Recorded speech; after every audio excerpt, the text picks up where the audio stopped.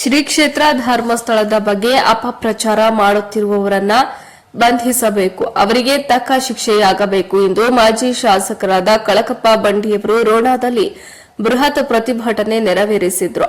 ಪ್ರತಿಭಟನೆ ರ್ಯಾಲಿಯಲ್ಲಿ ಶ್ರೀ ಕ್ಷೇತ್ರ ಧರ್ಮಸ್ಥಳದ ಬಗ್ಗೆ ಯಾರೇ ಆಗಲಿ ಅಪಪ್ರಚಾರ ಮಾಡುತ್ತಿರುವವರ ವ್ಯಕ್ತಿಗೆ ಕಠಿಣ ಶಿಕ್ಷೆಯಾಗಬೇಕು. ಈ ರೀತಿ ಮುಂದಿನ ದಿನಗಳಲ್ಲಿ ಯಾವುದೇ ಕ್ಷೇತ್ರದ ಬಗ್ಗೆ ಯಾವುದೇ ಕಳಂಕ ತರಬಾರದು ಎಂದು ಅವರು ತಮ್ಮ ಆಕ್ರೋಶವನ್ನ ವ್ಯಕ್ತಪಡಿಸಿದ್ರು.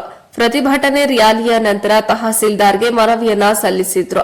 ಇನ್ನು ಈ ಸಂದರ್ಭದಲ್ಲಿ ಮಾಜಿ ಶಾಸಕರಾದ ಕಳಕಪ್ಪ ಬಂಡಿ, ಮುತ್ತಣ್ಣ ಕಡಗದ, ಉಮೇಶ್ ಮಲ್ಲಾಪುರ, ಮಲ್ಲುಕುರಿ, ಶಿವಾನಂದ ಜಿಡ್ಡಿಬಾಗಿಲ, ಅನಿಲ್ ಪಲ್ಲೆದ, ಅಶೋಕ್ ನವಲಗುಂದ, ಬಸವರಾಜ್ ರಂಗನಗೌಡ್ರ, ರಮೇಶ್ ವಕ್ಕರ್, ನಿಂಗಪ್ಪ ಕೆಂಗಾರ, ಬಾಲಾಜಿರಾವ್ ಭೋಸ್ಲೆ, ಭೀಮಪ್ಪ ಮಾದರ, ಮಲ್ಲು ಮಾದರ, ಮಹಿಳಾ ಸದಸ್ಯರಾದ ಶ್ರೀಮತಿ ಇಂದಿರಾ ತೇಲಿ, ಸುಜಾತ ಪ್ರಧಾನಿ, ರೇಣುಕಾ ರಂಗನಗೌಡ್ರ, ಸಂತೋಷ್ ಕಡಿವಾಲ, ರೇಖಾ ಎಸ್ ವೀರಾಪುರ ಹಾಗೂ ರೋಣ ಗಜೇಂದ್ರಗಡ ತಾಲೂಕಿನ ಬಿಜೆಪಿ ಕಾರ್ಯಕರ್ತರು ಈ ಸಂದರ್ಭದಲ್ಲಿ ಉಪಸ್ಥಿತರಿದ್ದರು.